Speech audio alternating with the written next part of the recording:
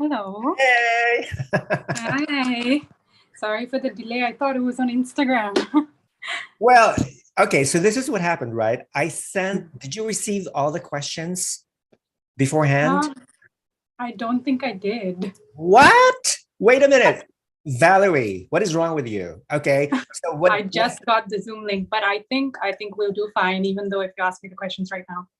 Okay, so what happened was that I had sent a list of interview questions to the Miss Universe Singapore Instagram inbox, and they saw my questions and of course the link to Zoom and whatnot. So I thought that they would forward it to you. But then, okay, what's happening? And then when you shared the story in your story about this interview, oh my God, I hope she knows that it's going to be YouTube, not Instagram. I think there's been some miscommunication, but I think we're both here and I'm Right, very excited. exactly. That's the most important thing. So first and foremost, how are we doing? I think I'm doing good. I mean, the year's just started. I'm a bit behind on my New Year's resolutions, but that's still okay. I can always say New Year, new me in February. That's fine. So it's going well, and I'm excited to see what happens in the year for me. That's wonderful. You know what? It's weird because I'm still trying to get used to your short hair, believe it or not. Because when you were crowned Miss Universe Singapore, months ago, I said, "Wow, this girl is amazing. I'm loving her long hair." Because I remember 2 years before, there was another Indian girl who won Miss Universe, and she had short hair. Was it Mohana? Mohana, yeah. Mohana, yes. And she was amazing. And I saw her in person, but I never had a chance to interview her. But when I saw her in person, she's even more stunning in person than she is, in photograph. So I said, oh my God, I hope Singapore will make the top 16 or 20 in 2019. And I was so shocked when she didn't make it. And then lo and behold, you made it. And then, woo! Everyone was so happy. The entire Singapore was like, we're celebrating. They're up on their feet. Yay! What, since 1987? Oh my God, it's a very, very long time, So I'm glad that Singapore is back on the pageant map. And Singapore has a lot of beautiful, stunning young women. They're all very eloquent. I think it comes down to basically preparation and training. Yeah. So obviously you had an amazing training and preparation, an excellent team, working with you. So I think that really helped a lot. And of course, your personality, your own type of beauty, and the short hair, which is definitely, to me, which is very, very Audrey Hepburn-esque. I think you have I've heard that a lot. Yes, Audrey Hepburn, Halle Berry, a little bit of Emma Watson. I've heard like different names being thrown around. Yeah. So it's really nice to see people. Like before, I was just a regular girl, but now people really like see that it's a unique face, it's a unique cut. Right. I can see you in a Singapore version of Breakfast at Tiffany's. Play Audrey Hepburn. Oh, that would be amazing. That would be exciting. I've never acted before, so that would be quite. I would be excited to do that. Yeah. Is there a Tiffany's store in Singapore? Do you know? I don't think there is, but I'm pretty sure we can find something that's very similar here. You should come and direct it. Exactly. I think I will. Okay, Valerie, if you're watching this, please make me come to Singapore so I can direct this whole thing. Because Audrey Hepburn is one of my favorite iconic Hollywood stars. Anyway. Going back to you, young woman, give 3 adjectives that your family and friends would describe you. Go. Okay. Since I haven't seen these questions before, you're really putting me on the spot here, just so everyone knows. But I think 3 adjectives would be hardworking, determined, and kind. I think those would be 3 words. Okay. I think all your friends would probably agree with you. Hopefully. Now, you were born on November 8th, 2000. Okay. Yes. Which makes you a Gen Z kid. So you're too young. Yeah, you're actually 8 months younger than Harnaaz Sandhu, Miss Universe 2021. She was born, I think, on March 3rd. March 3rd. Now, how would you compare your generation, let's say, with that of your parents? I think it's definitely the one thing I noticed, which is very different, is like social media and the amount of exposure and the reach that we get.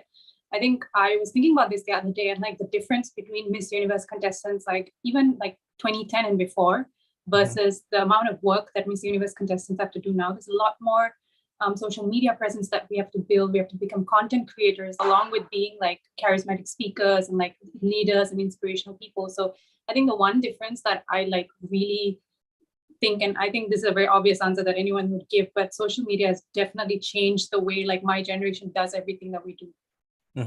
That is so true, because I think in your parents' days, I think they had their own social media, maybe MySpace. My friends are way before that, with the dial-in phones, like okay, the rotary, okay, and maybe the flip phone. We had the flip phones. That's great.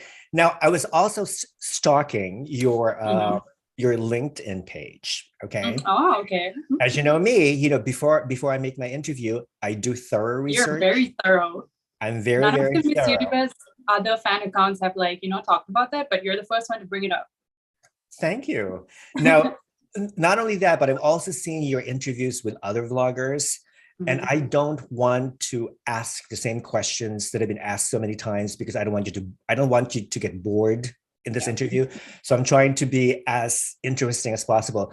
Now, anyway, in your LinkedIn page, you posted this quote, and I'm going to quote: "A jack of all trades is a master of none, but oftentimes better than a master of one."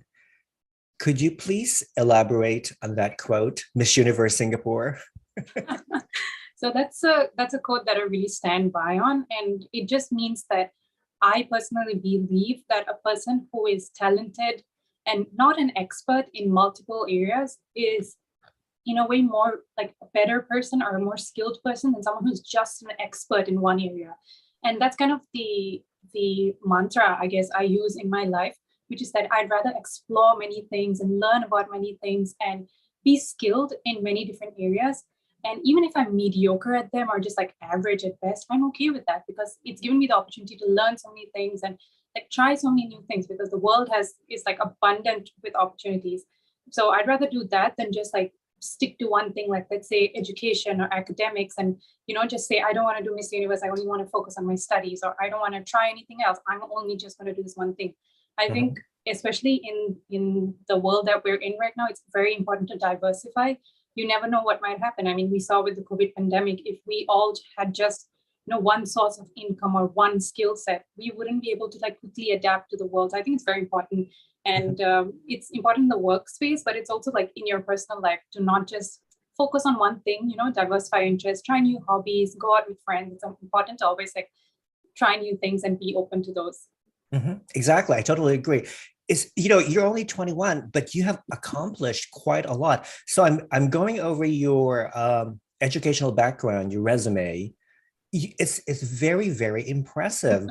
Okay, so you graduated from Singapore Management University. You have a bachelor's degree. I haven't graduated yet. I'm actually in my third year, so I'm still. Okay, still so you have one more year. Okay, one more year. So you're working for a bachelor in business management and science and information systems. So you're working on a double degree. Okay. Yeah. And you did some weekly mentoring of primary school children.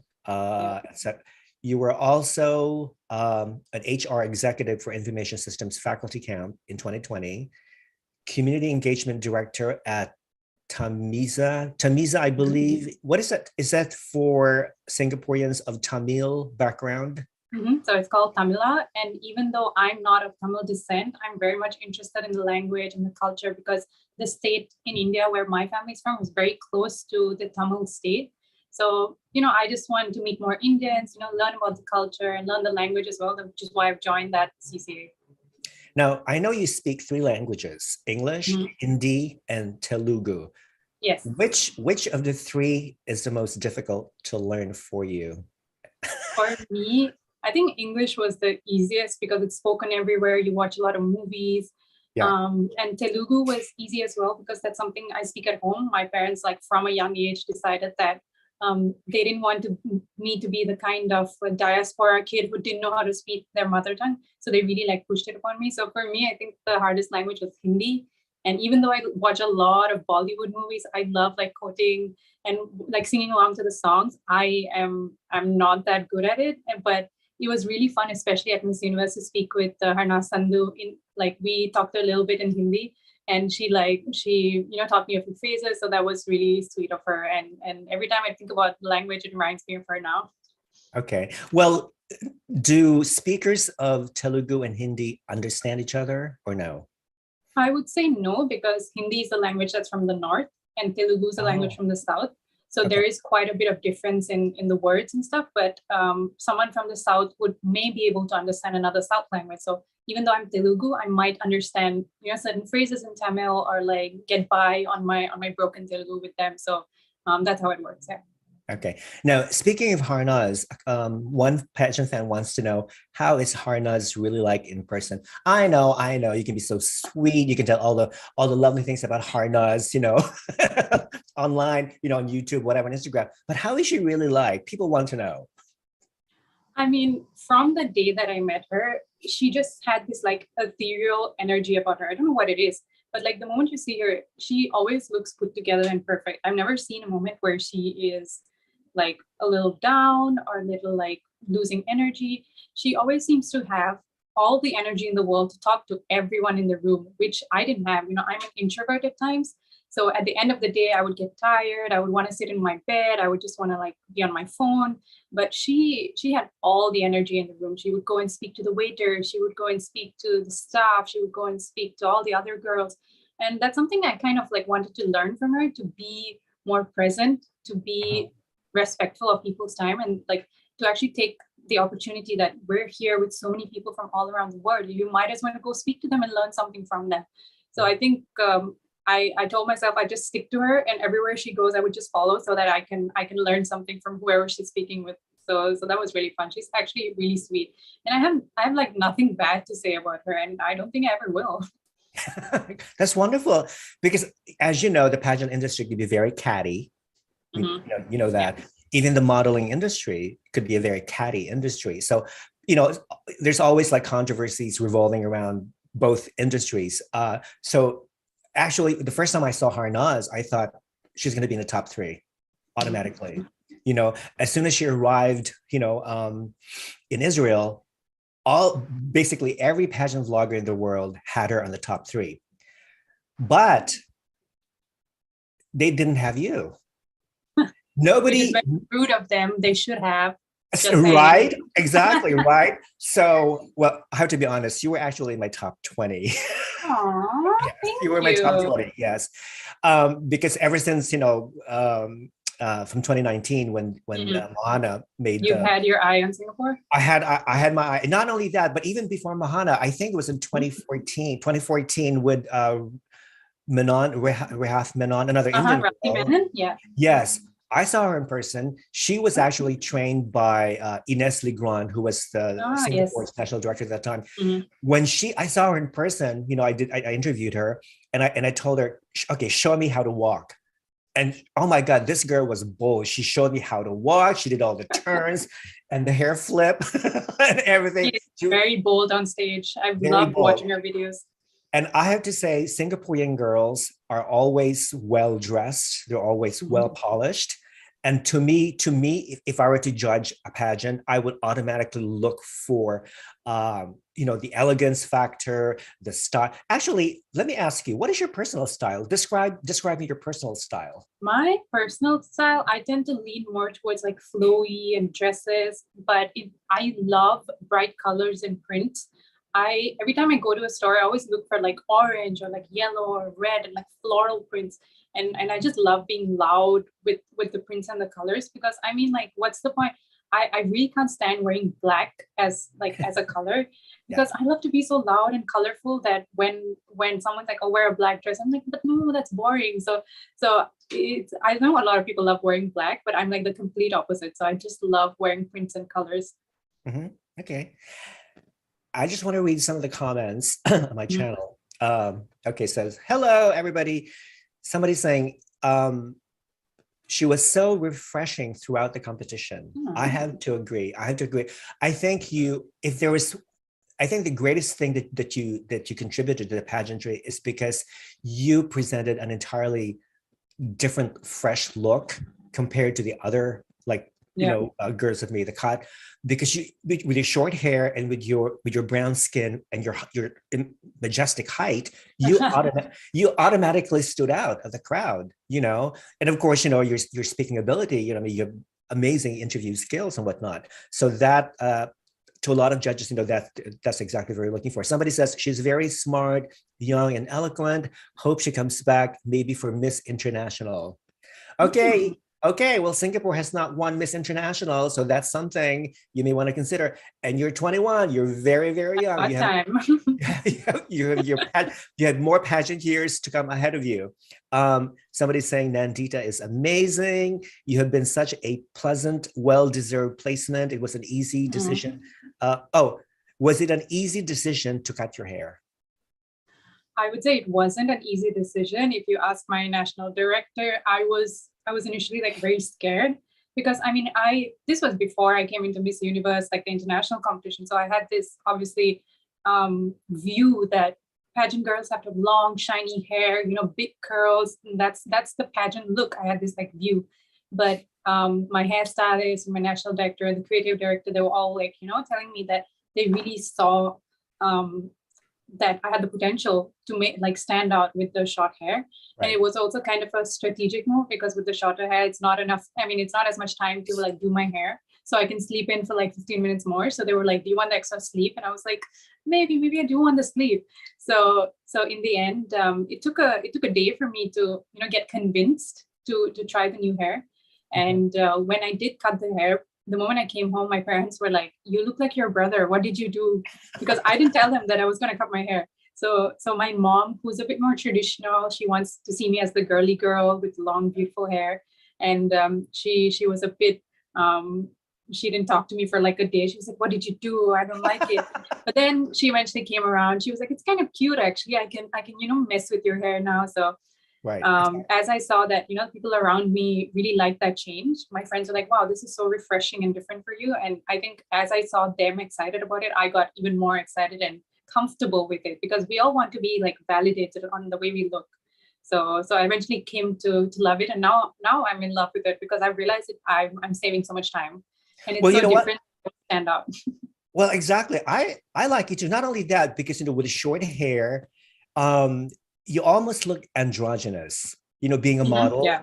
The androgynous look is very, very big now in the modeling industry. So you could actually easily transition from looking more less feminine to more masculine look, or a combination, or a good balance of both. So that's very good. Yeah, keep it short, at least for the time being.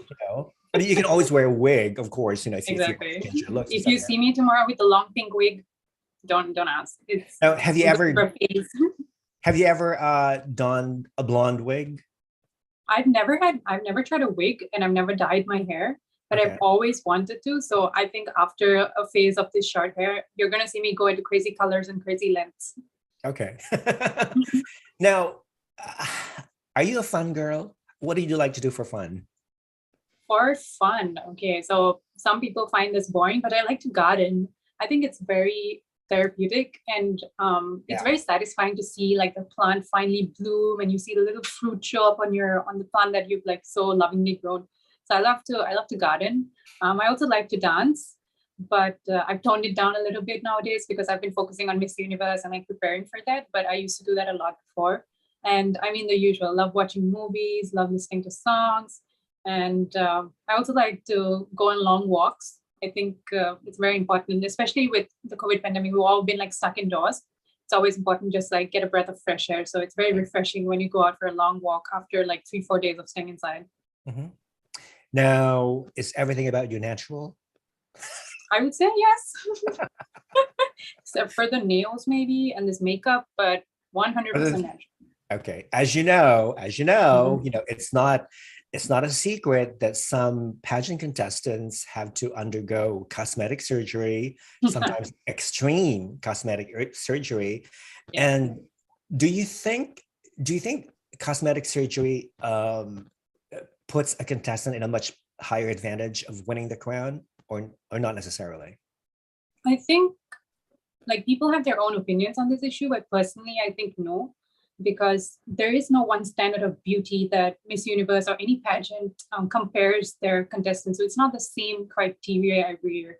I think they always look for someone who is just the best speaker, a charismatic leader, someone who can really influence the people. So I think like minor cosmetic surgeries really wouldn't make that much of a difference, because you could have like the best body and the best face, but if you really don't know how to connect with people, the judges will see that, and it's not gonna come through with your score. So I personally think that people should be allowed to do what they want as long as it makes them happy. But we also have to think about, as a society, why these people want to change their bodies and why we've pressured certain people to think that, you know, they need to look a certain way or be a certain way and go through like a potentially health hazardous, you know, surgery just to get there. So that's something we have to think about. What is your definition of beauty? Like when you were growing up, you know, as a child, you know, when you looked yourself in the mirror, did you think beforehand that you were beautiful in a way? Or did you have very low self-esteem, so to speak?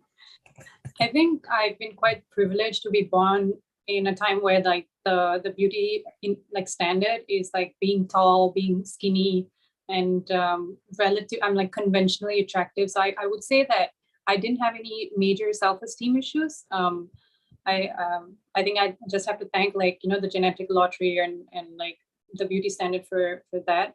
So I wouldn't say I had any like issues with that. But my definition of beauty, when I was younger, it used to be what we would see on screen, you know, like light skin, long hair, especially for women, and you know, being tall. And I would say I wasn't that close to it, but I didn't see it as a problem, because I wasn't like being bullied for it or anything. But I think over the years, especially with I would say with age comes wisdom, even though I'm only 21. But you learn that it really doesn't matter what someone looks like on the outside, because they could look like an angel, but their personality might not match up to it. And you can meet so many people, and like the more people you meet, the more you learn that it's really what's inside that matters, because you will make friends with people who look in a variety of ways. Like you wouldn't, if you were younger, you were thinking, oh, I'm only going to be friends with the popular kids or only beautiful kids. But then you grow up and you're friends with all kinds of people, and that's when you realize that it's what's inside and the personality that matters. It's amazing, you know, all these amazing, beautiful words of wisdom coming from a 21-year-old. You know, it's unbelievable. I have the impression that you're like an old soul. You've heard of that expression. You're an old soul. Maybe it's a reincarnation. Maybe I've been like roaming this earth for 600 years and I've decided to take up this body so I can go to Miss Universe. Exactly. I mean, who knows? You know, it's just amazing, because I don't know of any person in your age group that is able to emit such beautiful words of wisdom. So if any young people out there who are watching the show, okay, please heed to Nandita's words of wisdom. Okay, beauty is good, but it's not everything. Okay, there's something else beyond beauty, because physical beauty eventually will fade, but your soul, what you have inside, will not. So just remember that. Now, you were featured on Vogue Singapore twice, honey. December, January 2021, and then in March 2021. Now, how did you get that gig to pose for the world's most fabulous fashion magazine? I've been very lucky to, you know, be in the network of some people who have like connections with Vogue and were able to put me in that with that opportunity. I think the modeling industry is very much about network and like meeting people and making a good impression, because it's always through word of mouth that someone's like, hey, this person's good, you should work with them. And that's how you get jobs and gigs. So it was through my agency, and my agency was actually started by someone I met in school. So, you know, it all comes full circle, and Singapore is a very small country anyway, so you know everyone. So that's how I got involved in the Vogue opportunities. And it's such a life-changing experience, I would say, to see yourself on a magazine in print. Because before that, I wasn't a professional model. It was something I did for like a freelance thing. I was just doing it as a hobby to like, you know, just do something to de-stress from school. So when I actually got this opportunity as a professional, as a paid model, it really helped to boost my confidence and to show me that, you can take something that you're a hobby and turn it into potentially a career and, make money off of it and grow your future with it. So it was a very good learning experience for me. What is the most challenging aspect of being a model? I know, we know when I ask that question to beauty queens, the most common response is that, well, the most challenging aspect of being a beauty queen is smiling all the time. Even though inside you don't feel very happy, you still have to smile because you need to project that positivity image to everybody. As a model for you, what is the most challenging aspect? I think there's a difference between like pageant modeling and like fashion modeling. And so even though pageant modeling is usually about like positivity and smiling and energy, I think the one thing I found a bit difficult in like fashion modeling is really trying to like showcase whatever the directors, the photographers' vision is without using your words, because they can have a whole description of, I want this perfume ad to be sexy, I want it to, be erotic, or they could have all these descriptions, but you can't use your words. You have to show it through your body language, through your face, through your emotions. And you have to be able to sell the product or whatever it is, So that's when it gets a bit challenging, because you might have had the worst week in your life, but you have to showcase in your face and your body that, oh, I'm having so much fun. I love this product. I love these clothes. So that's something I think I keep learning and growing every single day. As I do more and more modeling and more shoots, I learn how to, it's kind of in a way acting. So I learn how to act better in front of the camera. So that's something that's challenging, but it's fun to do as well. Okay. I'm going to give you a challenge right now, Nandita. Oh my God. Look into the camera and give me your best smize. Go. Woo-hoo-hoo! Not me smizing in my bedroom at 10:30 p.m. Such a random thing to do. That's amazing. So everybody, did you see that? That's the way you smize. Okay. I think it was Pia Wurtzbach, Miss Universe 2015 from the Philippines, who did a smize during the evening gown competition. So everybody usually people smile or are serious, but she really changed the game, I think. She made an amazing smize. Okay, so of course, every model and every pageant queen, has to have makeup. Which 3 makeup products you always have to have with you in your little purse? I actually have a few of them right here. So I'm just gonna bring them up. But I think the first one is this MAC 24 eyeliner. It looks like that. And I really love this because the brush is, where's my camera? It's super thin. And it gives me like a super fine eyeliner. I'm not a huge fan of like thick eyeliner on my eyes. So that one is like one of my favorites. And then I have this MAC lipstick. Again, I love MAC. I think their products are really, really like good quality. And I think they go really with dark skin and brown skin. And they have a wide range, it goes with all kinds of skin tones. So I think this shade is called Spice It Up. I'm wearing it right now. Trying to be an influencer. So it's a really nice, dark shade, and I really love it. So that's 2 products. I think the last one, interesting. I think I've always struggled to find a good foundation for my skin tone, especially because I have oily skin on the T-zone, but it's like dry on the sides. Right. So one foundation doesn't really work sometimes because, it comes through and the primer doesn't work and things like that. But like this is another MAC product because I realized MAC really works for me, but MAC, it's called the Studio Fix Fluid in SP15. And I think the shade for me is NC40. So I really like MAC products. And this foundation it's a buildable foundation. So it's very thin at first. But if you want more coverage, you can always like build it up. So I thought it was quite affordable and also really good. And I used it all throughout the Miss Universe competition. Every single picture, that's the foundation. Even on stage, that was the foundation I used, and pictures turned out great. So I like swear by MAC products now. And actually, MAC products, I know because I know a lot of pageant queens who also use MAC products. Well, they're first one thing is they're waterproof. Yeah. And they don't test on animals. That's another thing, which is very important. And a lot of it is basically organic. So MAC Cosmetics is also one of my favorite. I'm not wearing MAC. I'm actually wearing a foundation right now, as you can see, as you can tell. I don't know if you can tell. You look flawless. Can't even tell. Thank you. Okay. Now, if you this is an interesting question. Mhm. If you could have a fictional superhero for a best friend, who would it Okay. be and why? Come on, Nandita. I'm sure Very you have interesting several question. But fictional superheroes in your life. the first person who came to mind was, I don't know if you watch Marvel movies, but Gamora Yes. from the Marvel series. She has a green skin. She's an alien. Zoe Saldana played her. She's Oh, in okay, the yeah. Okay, yeah. Guardians of Galaxy. There's like the four main characters, and Right. then she's one of the girls in there.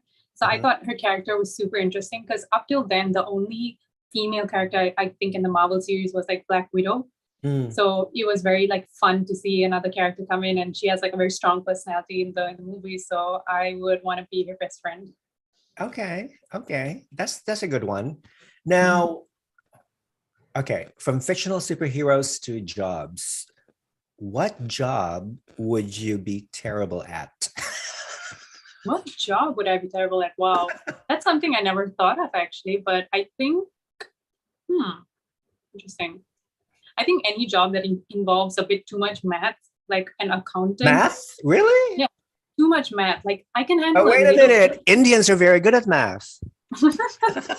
That's another that's another stereotype, by the way. So we're stereotypes. So I think any role that involves a bit too much math or is like very monotonous, the same thing again and again, I think I would get a bit too bored with that. Because I love like working on new things every single time. So I would need something that's like a bit more project-ish, like you do something, you move on, you do another thing, you move on. So maybe not like accounting or things like that. Okay. Yeah, I hate math too. I mean, my dad was a math professor, but I did not inherit his talent. My mom got like the top of her university and she's like a math genius. I had to go to her to like coach me in my, exam maths and stuff. So I think we both, the genes just skipped us. I know, right? It's like baldness. Some guys in my family are bald, but it skipped a generation or two. Luckily I'm not bald. You've got a good head of hair now. Thank you. So yeah, it's all about genetics. Now, what is the best way for you to start the day? Like, I know for me, I usually get up around 6:30 in the morning. I take the dog for a walk. I come back and I do my regular treadmill exercise for about 1 hour. That's how I start my day. What about you? I think for me, I usually wake up around 6 because I have classes that start at like 8:30 and I have to get to school. And even if I don't have classes, I still wake up quite early because I like to start the day early. It's nice to see the sunrise sometimes because the sunrise is at about like 7 in Singapore. And I like to look out my window and watch the sunrise. It's very calming. So the moment I wake up, I go brush, I go shower, and I like to do a bit of stretching because I find that the moment I wake up, I'm still a bit like sleepy, still a bit groggy. And so when I stretch and when I just start the day with that, it's kind of like yoga. I like to follow along a YouTube video or something. It's just something very calming about as the sun rises, you're doing these like stretches and you calmly start your day. So that's how I like to get ready for whatever I'm going to do for the day. What do you eat for breakfast? For breakfast, I usually eat a relatively small breakfast. It's usually just like a sandwich or like 2 bread and Nutella or something. Because I like to have a bigger lunch and dinner. Because I realize that if I eat a lot in the morning, I tend to like not be as productive. I get like food coma or I start falling asleep. So I like to eat a smaller breakfast, be as productive as I can in the morning because I've just woken up, and then eat bigger meals during the rest of the day. So do you have any weight issues? You don't have any weight problems, do you? Have you always been very skinny? I've always been skinny and a little bit underweight. That's been something I'm trying to deal with. I have like a super high metabolism and the doctor always said it's just genetics because my mom was like that when she was younger as well. So I have been underweight and but it's not because of like pageantry or modeling. It's just something that has been with me since I'm young. And the doctor just recommended that, just eat healthy meals, eat 3 times a day, go to the gym. That's something I'm doing as well. So hopefully he also said that, with time, your metabolism will change. So this is something that, you can experience when you're young, but might not be when you're older. Okay, that's great. Reading some of the comments. Let me see. I could see Nandita winning Miss International or Miss World. Okay, for that matter, huge cheers from Miss Singapore Universe for introducing such gem. All right. Of course, Miss Universe Singapore says agree. Okay, love from India. Oh my gosh, she's so full of wisdom. Awesome job, Nandita. You're awesome. You shine through. Cuteness and beautifulness are all in Nandita. Love from Thailand. Okay, etc. So proud of it, proud of Singapore. Wonderful. So yeah, a lot of people are giving a lot of love. Watching from Vietnam, Ho Chi Minh City. Vietnam loves you. Okay. Well, maybe you'll get to visit Vietnam one of these days. Who knows? I really want to. I mean, I've been very close friends with Philippines, Vietnam, and Nepal through the Miss Universe competitions. I really want to visit their countries. You know, they can take me around. They can show me all the food. And I'm like waiting for the COVID pandemic to, you know, die down a bit. We do have a new variant. So once it's safe, we're definitely all going to meet up and like have some fun. Well, actually, I did see that that Instagram video that you posted of the three of you. Was it in your bedroom? Yes, it was your hotel room. Who was your roommate? So my roommate was Philippines, but next door was Vietnam, and the other way was India and Nepal. So like a lot of strong candidates within the same space. I know. Wow. So Vietnam came to your room, and then she joined you. And then what were you eating? Brought along some Vietnamese food called pho. So she asked us, have we ever tried pho? And we were both like, we tried it once, I've never tried it. And so she was like, you have to try it. So she brought these like instant noodle pho packets to our room, and she made it for us, and we were eating it, and she was filming our reaction to like post on her social media. But I was like, why don't we do a live? Why don't we just like talk to our fans? And so we just started up a live, and a lot of people enjoyed it. So we're planning on doing some more. Well, it's funny because when I saw that video, I just laughed, and I said to myself, "Oh my God, they're eating carbs." Is it like before this? Is this before the swimsuit competition?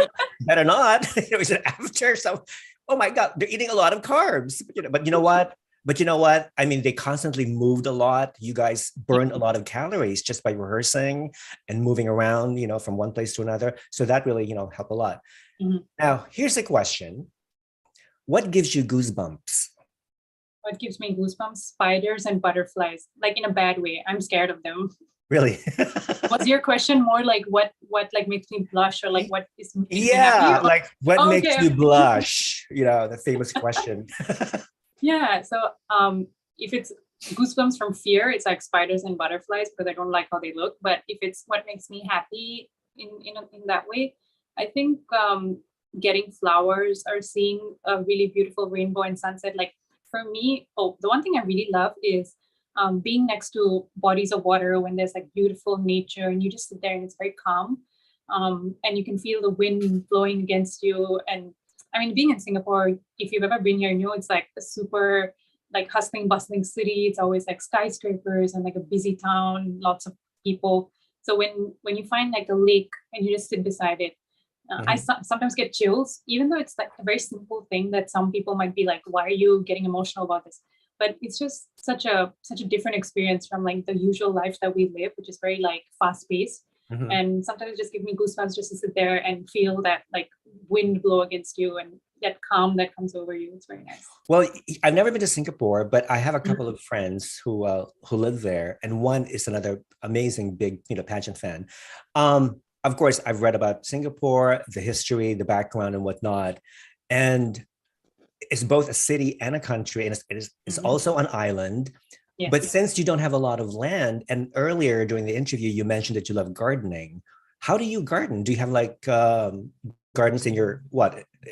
Do you live in a penthouse somewhere where you have like a rooftop where you can put all the plants and potted plants? How do you garden there? So in Singapore, we have like high-rise apartments so that everyone can live in them. So what my family does is right outside our front door, there's like a little corridor. And so we've lined up plants against there. And then like in our living room, there's like a whole section of plants right next to the window. So anyone who comes to our house usually doesn't expect that, they're going to be sitting next to like a bunch of plants. So they come in there like, whoa, what's all this? And my mom's like, that's my chili plant, and that's my coriander, and that's my mint. And I think I learned it from her. She's very, she loves growing these plants, and we actually take our ingredients, some of them from these plants. So it's kind of like a cycle where we grow these plants and then we eat from them. Singapore doesn't have a lot of land, so we can't do like, big space gardening. But my dream is to give my mom a house where she can have like a huge garden, like we see in like American movies, like a huge backyard, and just let her plant everything that she wants. So that's something I dream of. Do you have any indoor plants? Yeah, a lot of it. All these plants are indoor. Okay, all right. Because I have a few indoor plants. These are the kind of plants that actually help purify the air. Yeah. And also they eat dust. So there's one household chore that I hate is dusting. So, I said to myself, what is the point of dusting furniture if the dust keeps coming back anyway? You know what I mean? So it just doesn't make any sense. You sound like me trying to justify to my mom why I shouldn't have to do chores. Because I'm like, it's going to get messy anyways. Why should I clean up my bedroom? You sound like me. Yeah, so it's better. Why don't you just bring all these indoor plants and let them do the job? You know what I mean? So it just makes sense, Genius. Yeah. Now, do you have any tattoos? I don't have any tattoos because I'm scared of needles. When I had to go for the vaccine, the nurse was like, why is your arm so tight? Because I was like, just get it over with. So I hope that one day I'm not scared of needles and I can get some little flower tattoos because I've always like loved floral designs. Well, in some an Indian tradition, Indian women, they do the henna during the wedding, right? Yeah. Okay. I mean, you can probably have. Yeah. You could probably sport like a temporary tattoo, that can easily wash off like in a few weeks or so, That's and always changing my designs. Yeah. And since you're a model, you will have, let's say if a company that you're modeling for requires you to have a tattoo on your forehead or whatever, with their logo, you will have to just put it on. Just put it on, bye. That's it. Now, okay. Let's move on to more controversial questions. What is your position on same-sex marriage? I think like I'm part of the LGBT community, though I'm not very open about it. I think it's something that's, related to my private life. So I'm not, like talking about it all the time. But I definitely think that, people should be able to love who you love. I know Singapore is not the most open about these kind of issues. And there's a lot of grassroots movements to change that perception and change the stigma and all the homophobia that exists. So I think there's a long way to go, but I'm definitely all for it. We should let people love who they love, and we should accept people no matter who they are or what you think is the right thing or wrong thing. Not only that, but life is too short. Life is too short for you to not love who you love. Exactly. Totally agree. Now, here's another one. What is your position on transgender women competing in pageants traditionally for biological women? I know there's been a lot of backlash before about should they be allowed, should they not be allowed? But I think as a cis woman who is, not trans, I think it's a bit unfair if we only allow people, let's say, who have a vagina or who are naturally women to compete. Because ultimately, the pageant is about looking for someone who can influence people, who can inspire them, and who can entertain them and also make them happy.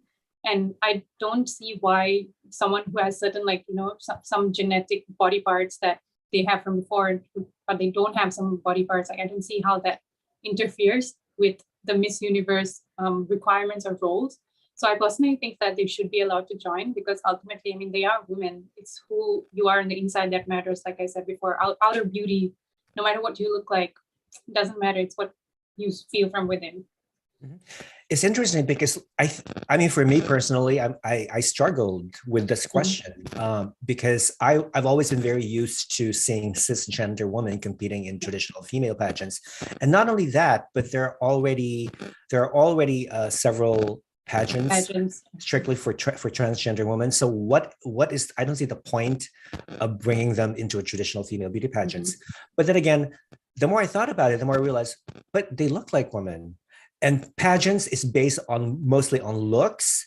So if they look like women, what is your problem, Rafa? Is it maybe because they're not complete women, they haven't had a full gender reassignment, etc.? Well, that's not the point. The point is if they identify themselves as women, they look like women, they sound like women, they behave like women, to me, that's fine. I'm okay with that. The problem comes from, I would have a difficulty, let's say, if a trans woman who hasn't completed her gender reassignment therapy is competing with biological women. To me, I would probably feel uncomfortable with that, knowing that any accident can happen. You know what I mean? So, but it's just me. Okay, it's just me. That's just what I think. Here's another interesting question regarding the vaccine. Do you think that every country should mandate every citizen to take the COVID-19 vaccine, even though the vaccine does not stop the transmission of the virus, and that the vaccine has actually caused near fatal or fatal adverse effects on the people who have taken the vaccine? So it's one of those issues that is very currently hot, controversial right now. And of course, there are many people in parts of the world that are actually protesting these mandates because they believe it's not the government's job to dictate to you what's best for you. I just want to hear your opinion. I think the first thing that people need to note is that getting a vaccine isn't going to prevent you from getting the disease completely. It just prevents you from facing very harmful effects. Or it just prevents you from dying, basically, because we've seen people without the vaccine, once they get COVID, they get on the ventilator, and a few days later, they pass away. So I think the first thing people need to note is that you can get COVID even after you get the vaccine. But what the vaccine does is help you from getting severe symptoms. It keeps it at the mild symptoms. It helps you recover faster. So it's not a cure-all. Obviously, it's not the magic bullet that's going to save us all. But it does help to ensure that you are not severely affected by the disease. But with regards to a mandate, I wouldn't say a mandate is the best way to go, because there are people who are allergic to the vaccine. There are people who can't take the vaccine, and there's people who have had bad experiences with vaccines before, and they just need more counseling, more support before they can feel comfortable taking the vaccine. Because I don't think it's the right thing to force the vaccine onto someone if they really, really don't want to because of previous experiences. But I think what Singapore is doing, at least, is to put a lot of restrictions on what people can do or cannot do if they don't have the vaccine. And I think that's more of the right approach to it, that you limit their options slowly and steadily until they realize that, oh, I need to get the vaccine if I want to watch a movie or if I want to go to the mall or things like that.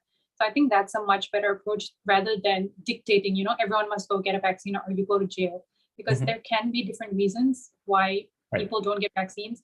Often it is a mistrust in the government or a mistrust in the health industry, and forcing them to take the vaccine isn't going to solve that problem. They're still going to not trust the government. So it's important to deal with it at the root, which is to talk to them, understand what their perspective is, because there is a reason why they think like that, why they have like an anti-vaccine or anti-science approach. So once we get to the root cause and we change their mindset, it's going to be a much more effective way to get them to accept vaccinations, and a much more effective way to remove these kind of sentiments in our community. Yeah. Well, the reason I ask this question is because every time I ask this question, people automatically think, oh, no, Rafa, you're an anti-vaxxer. No, it's not. Okay, I've had vaccinations myself. I've been vaccinated against malaria, typhoid, cholera, and whatnot. I'm not vaccinated. The only reason is because I don't know what exactly the ingredients are in this type of vaccine. And there's so many types of the so-called vaccine. And I've seen friends of mine who have had adverse effects when they took the vaccine. And I've been vegan for most of my life, 20 years, 21 years. And I take care of myself. I drink liquids. I sleep 7-8 hours of sleep, hours a day. I do my regular exercise and whatnot. And my antibodies are strong. I've been around people who have had COVID. I've been to super spreader events. And the last time I tested was 3 days ago. For the 9th time in less than 4 months, all my tests are negative. So again, people are not questioning the importance of natural immunity. Why are we not putting an emphasis on boosting your natural immunity? We don't have to rely on booster shots all the time. Why don't you pay attention to leading living a healthy lifestyle, because it's I all think about it's natural because meat, healthy lifestyles, like it takes time to use a healthy lifestyle to boost your immunity. Because, like you don't change your immunity by eating healthy one day. It's something that Right. takes years and years of practice. Like you've said, 20 years of living vegan. Now you're able to have a strong immunity. You've been able to avoid COVID for the past 2 years. But I think what the vaccine does is kind of jumpstart that strengthening of your antibodies. And so I know some people see it as like, chemicals in my body or whatever, but there's been a lot of research by, neutral organizations like the World Health Organization. And I think they've put in a lot of effort into this. A lot of doctors have put in hours and hours of work into creating this vaccine that's like saving people's lives. So although it is your personal choice to, not take the vaccine because you believe in the strength of your natural immunity, I think those who are more vulnerable or who may be more vulnerable, like the elderly or children, who even if they eat healthily, they might not have the capacity, their body just might not be able to, have a strong liver or strong like antibodies. So people who really need it should get the vaccine, in my opinion. Yeah, I think it's interesting too, because a lot of people are forgetting that, at least in America where I live, the majority of the people who had COVID and eventually died had comorbidities. They were suffering from other health issues like diabetes, cancer, and whatnot. So yeah, again, it's whole idea of my body, my choice. What do you think is best for you? And I don't think it's the government's place to dictate to you what makes you happy or what's better for your health. That's all. Enough preaching, okay? Your viewers are like, what's going on? Am I on a TV show? Some of the viewers know about my position on this, so that's why they follow me, and some of them agree with me. Now, here's another question, not as controversial as the previous ones. If you were a dictator of a small country, like Singapore, like Singapore, what crazy law would you want people to follow? Like crazy law. I think I would ban all professional work clothing because I think they're very boring. Asking people to wear ties and suits and like office shoes, I think it's so boring. And I think we all need to show our personality a little bit more. So I think I would ban all of those things and ask everyone to wear, like, how when we go to Miss Universe, we wear the most outrageous clothes that you look at them and you think, I would never wear that out on the street. Like the way we dress at Miss Universe is really just like crazy out there. So I would ask everyone to dress like that because I think that really shows people's personalities, and it's really fun to see people like dress up. And I think it would make like boring work meetings a little more fun if you saw your boss in like 6-inch heels. So I think that's what I would do. Well, in America, in some companies, they do have what they call a dress down Friday. Dress down days, yeah. Yes. Do you have that in Singapore too?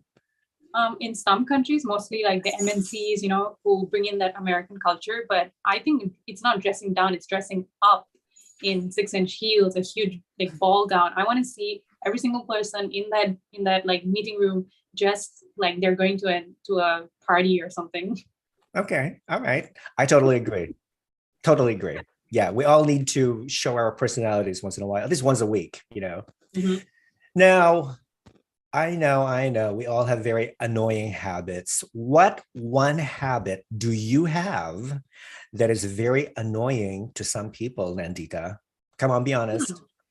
Annoying to others. I'm a very picky eater. And people hate that about me, especially my family, because they're like, oh, let's try this new restaurant. And then I go look through the menu that they post online. I'm like, I don't really like it because I'm like super picky with what I eat. I don't like a lot of cuisines.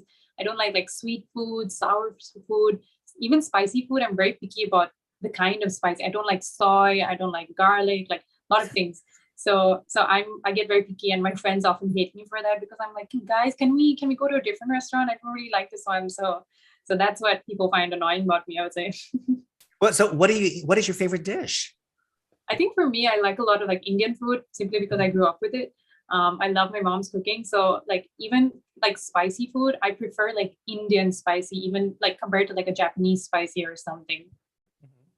Okay. Yeah, I love Indian food too. I mean, I live in a town, luckily, which is not too far away from a store that sells a lot of imported, like processed, packaged Indian foods. But you know what? I really don't care because, all you have to do is put it in a microwave oven, zap it, bing, with rice, you're all set. And it tastes amazing. So why not? Yeah, exactly. But I love Indian food. Now, how much do you judge a person by their appearance? I'd say when I was younger, I used to do it a lot. And then I realized that if I'm doing it to other people, they're doing it to me. And I didn't like that concept that, like, people would be judging me based on how I look. So I've slowly changed over the years, and now I don't really focus on how someone looks. I wait to speak to them first, even if I notice them across the room and I'm like, oh, they might be dressing like a little different from someone else or something. But I always wait to like speak to the person and see what kind of like vibe you have with them, what kind of energy you have with them, because I think that's how you really know whether you're going to connect with them or not. That's how I usually judge them. Mm-hmm. Okay. Now, you once stated that you were reluctant to join Miss Universe Singapore. What eventually made you change your mind? I think at first I was a little scared about this whole pageant thing, because I was like, me representing the country, like it just seemed like such a big thing, and I didn't think I could do it. And even though I was confident in myself, I wasn't that confident. There's like levels to it, and I was at maybe like 40% when I needed 100. So I think what changed my mind was that I realized that we're a year and a half into the pandemic, and I've done nothing for the past year and a half except for go to school, go back home, stay at home for like 6 months, and that life has just been stagnant and boring for a really long time. So I was like, and one of my New Year's resolutions back in 2020 before the pandemic was that I wanted to take more risks and I wanted to try new things, because I've always been stopped by my fear of new things and fear of what people would say to me. So I realized that life has thrown me this kind of opportunity that not a lot of people get. And so I just need to, grab it and just go for it, because like, it's not like I'm going to get this again. These are kind of things that come to you once in a lifetime. So I decided, you know what, let me just take it. No matter how scared I am, I'm just going to go for it. I'm going to see what happens. And because I didn't have anything to lose, I was like, at most, I just don't make it. The most they can say to me is no. They can't bring me down in a way. So it's like, you know what, let me just go for it and turn out to be successful. So enjoyed the process. Was Miss Universe Singapore your first pageant that you competed in? Mm-hmm. Okay. Yeah. First ever pageant. So lucked during the first time. So wow, that's amazing. Now, how did your parents take it? So my parents initially weren't supportive of my modeling, which I did before this, like when I did the Louis Vuitton show and things like that. And when I was on Vogue, they were a bit scared that I would get distracted from my education, or that this was something that was just a frivolous hobby. It wouldn't lead to anything. And they really wanted me to like build a career in like traditional things like STEM. So at first I didn't tell them when I signed up for the competition, when I applied. But when I got into the top 8, that's when I realized that, okay, I do need to tell my parents now, because what if I actually win? Then I can't just spring it on my parents 2 days before I leave that, hey mom, I'm going to Miss Universe, bye. Right. So I can't do that. So I decided, you know what, let me just tell them, let me talk to them. And I was scared about what or how they would react, because, they're typical Asian parents. I was scared they'd be like, no, you should focus on your education. We're not paying for your university for you to go and do things like this. But surprisingly, they didn't say any of that. My mom took it really well. She was like, you're 21 now and you're a grown up. And what I said about, you focusing on your education is something I say when you're 18 and younger, but now your life is in your hands. You can do what you want. And when I told my dad, at first he was confused. He was like, what is Miss Universe? And I was like trying to explain to him, because, dads usually don't know these kind of things. So I'd explain to him, and he was like, oh, it's the thing that, they're Indian, so they know like Aishwarya Rai, Susmita Sen, all these like, pageant queens in the past. So I had to explain to them that it's that. And then he was like, oh, that's really cool. And surprisingly, my dad was more excited than my mom. He was more excited than me. He was going around telling all his colleagues, my daughter joined this competition. My daughter is going to win. He was so excited. And when I finally won my national pageant, my dad was crying in front of the TV watching it, because it was live streamed. Yeah. And it was really crazy, because I'd never seen my dad cry before. So it was really emotional for me when I realized that my parents still support me, even though I'm doing something that's a bit different, a bit not traditional, and they still love me for who I am. Are you the only child? I have a younger brother. He's in Canada. He's studying computer science right now. Your younger brother? Mm-hmm. Okay. I'm sure he's also very attractive as you. As an older sister, it's my duty to say he is not. It's my duty to bully him. But he thinks he's a stud. He thinks he's going to get all the girls. So different opinions. That's amazing. Now, okay, here's an interesting question. What is something that you have never told anyone that you're ready to tell the rest of the world now? This is such a strange question because why would I tell you if it's something I've never told anyone? But I think I'm a pretty open book. I don't usually keep things. I can't really think of anything right now.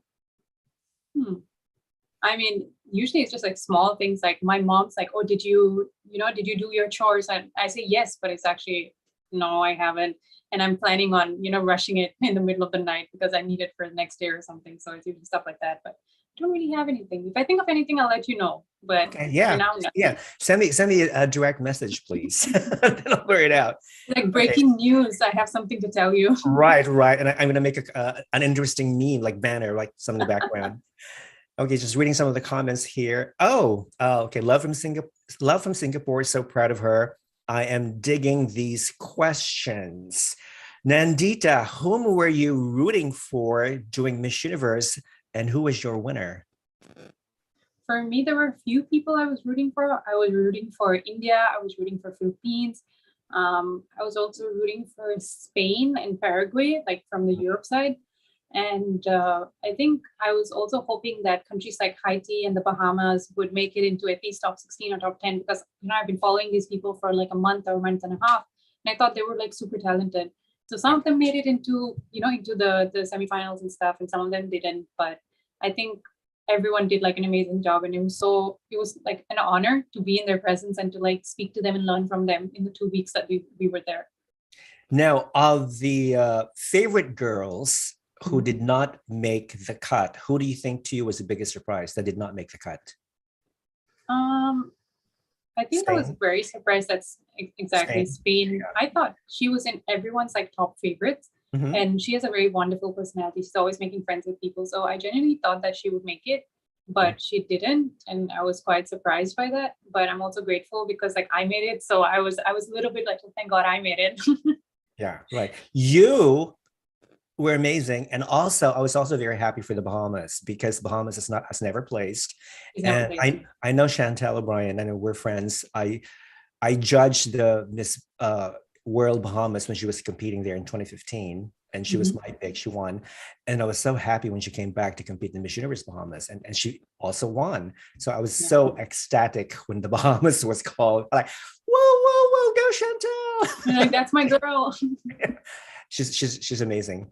All right, reading some of their comments here. All right. Okay, so her answer and counter argument with the host, meaning me, is amazing. You might skip COVID for 2 years by being vegan, but it might catch up to you this year. Hope not to see you with a ventilator. Okay, well, that's something very positive. Thank you. Unexpected answer, but interesting nevertheless.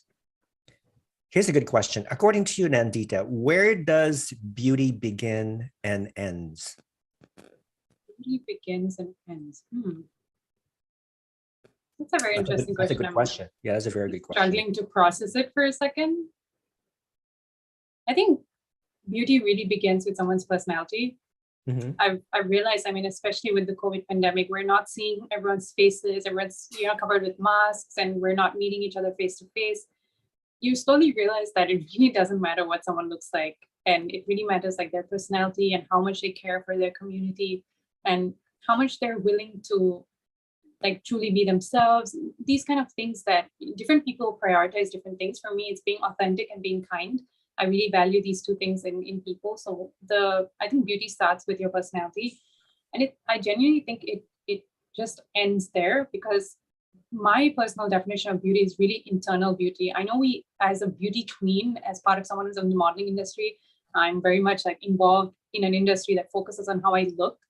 But I hope that, that changes as time goes by, and we really value people who contribute to the community. And this was one of the reasons why I was initially a bit hesitant to join Miss Universe, because I didn't want to become the kind of person who was so obsessed with the way I look, because I went through the pageant and now I'm like, I need to wear makeup. Or there are some women who cannot, bear to look at themselves without makeup.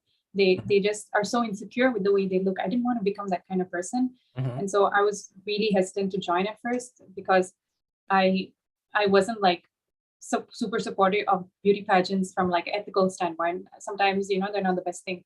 So my personal definition of beauty is really internal beauty and the kind of person you are.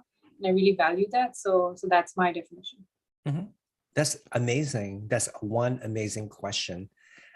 Because I think, like what I said earlier, physical beauty fades eventually in time. And it doesn't matter how much money you spend going to see a cosmetic surgeon to make yourself look young, but eventually people will know there's something wrong about your face. It doesn't look natural anymore. You know what I mean? And a lot of Hollywood celebrities do that. So I don't understand why. There's nothing wrong with aging. We all grow we all grow eventually anyway, old. So learn to accept your age no matter how old you are. Just every age has something special to offer. That's all I can say. All right, people. All right. Now, okay. If you could teach everyone in the world one concept, Nandita, what concept would have the biggest positive impact on humanity? Very interesting question. I think there's a lot of people can learn, but I think the first thing I would focus on is self-love. I think we often doubt ourselves a lot, and that prevents us from doing big things because we're so afraid of what people will think or whether we'll actually be successful. And the few people who manage to break out of that cycle end up being successful, like Steve Jobs with Apple, or any other entrepreneur or famous person that you see. They manage to break out of that self-doubt and fear and things like that, and got successful. So I think if we are able to teach every single person self-love, they would really be able to stand up for themselves, which would help like reduce things like abuse or like, being taken advantage of, because your worth now. And it will also make people feel confident enough to try new things, to innovate, to explore. And I think the world would just be a much better place if we weren't mean to each other and if we loved ourselves enough to like deflect any mean comments that come our way. Amazing. Do you feel more comfortable being a beauty queen or being a model? I think I feel a bit more comfortable being a model because that's something I've always loved.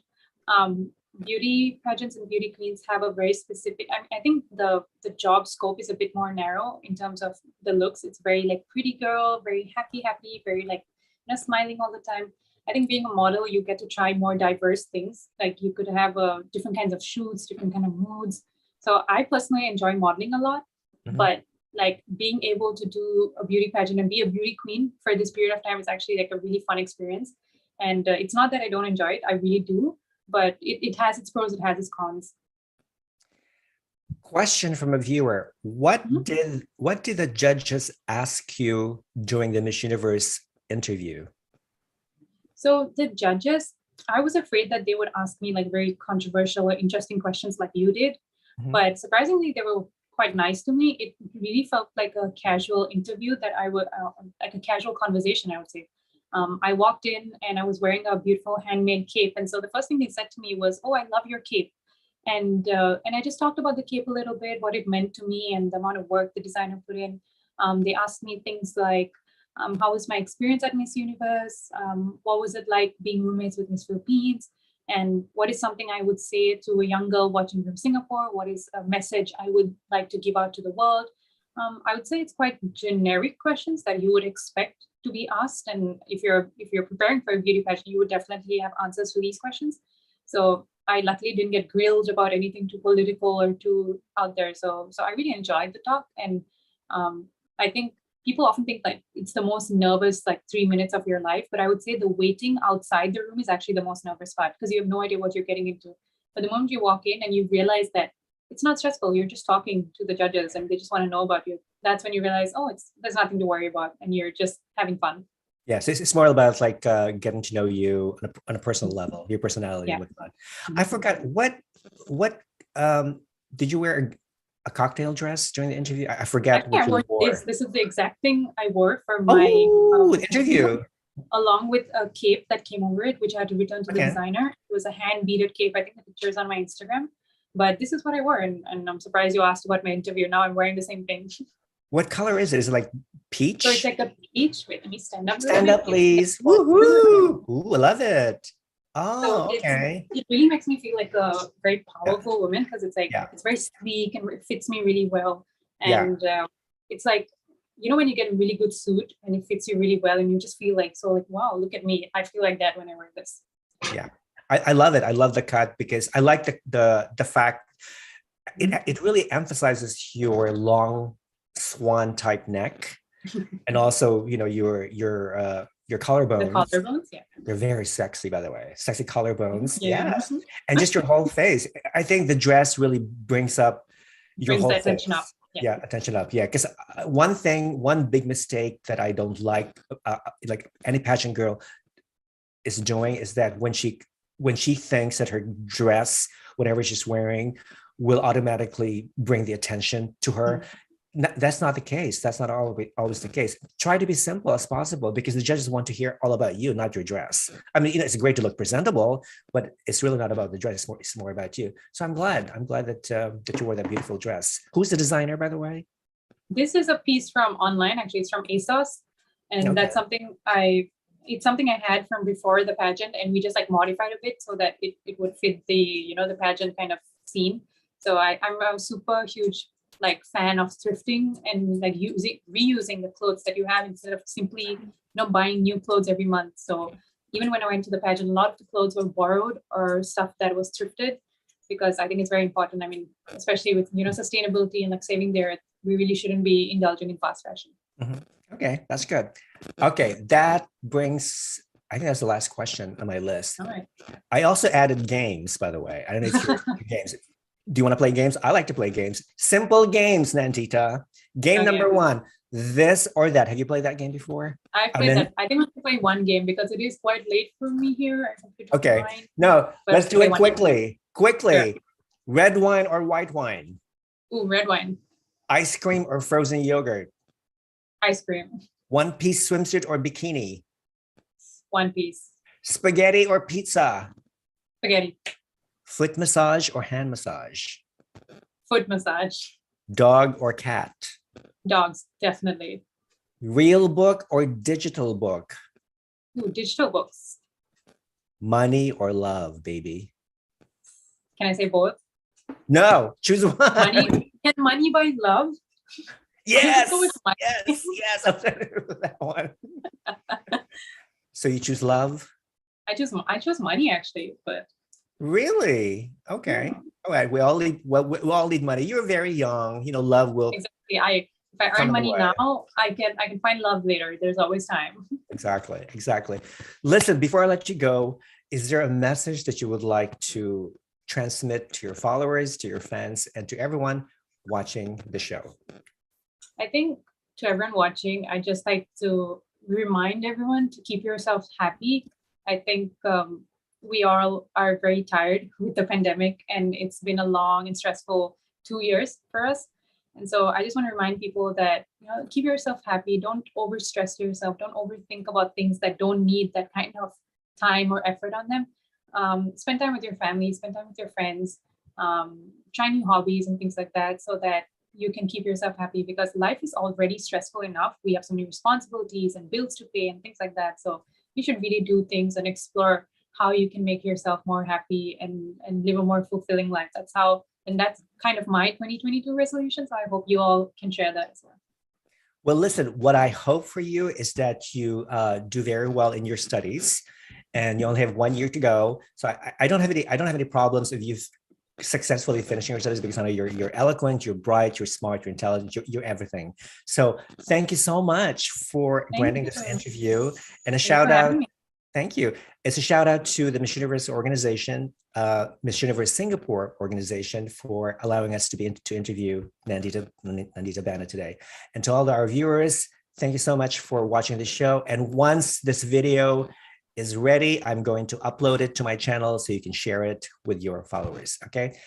From now on, I'm going to send you a lot of virtual kisses and virtual hugs. Hopefully someday we'll meet. Hopefully. Where in the US do you live?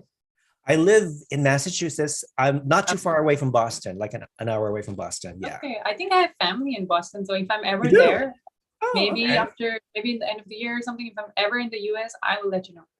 Yes, please. We'll go tour Boston and everywhere. You can take me to all the iconic places. Oh, of course. No problem. There's a lot of history too there.